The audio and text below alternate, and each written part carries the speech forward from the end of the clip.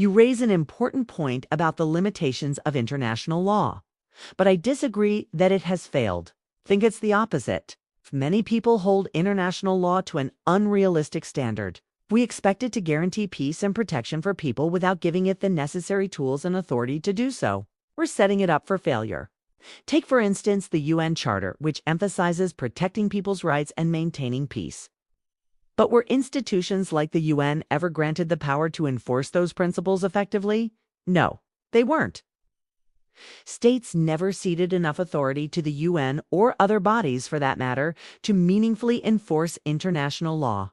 So, when we expect international law to deliver on its promises, we must also ask, what powers have states given to international institutions?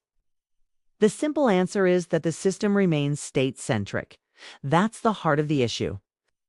We tend to judge international law through the lens of domestic law, where there's a clear hierarchy, enforcement power, and accountability.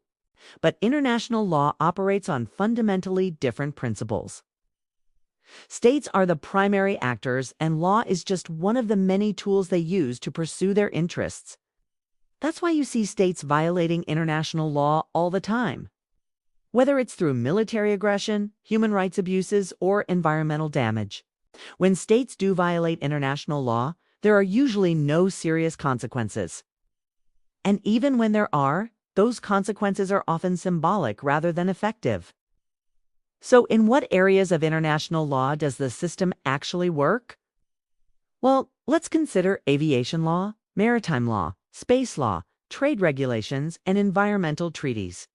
Even states frequently accused of violating international humanitarian law, such as Israel, still comply with many other areas of international law on a routine basis. That's a testament to the system's embeddedness and relevance. So, to answer your question directly, no, international law has not failed. It works often successfully on a daily basis. International humanitarian law may need reform. And there are definitely enforcement gaps, but those gaps don't negate the value of the system. It's not perfect, but it's far from a failure.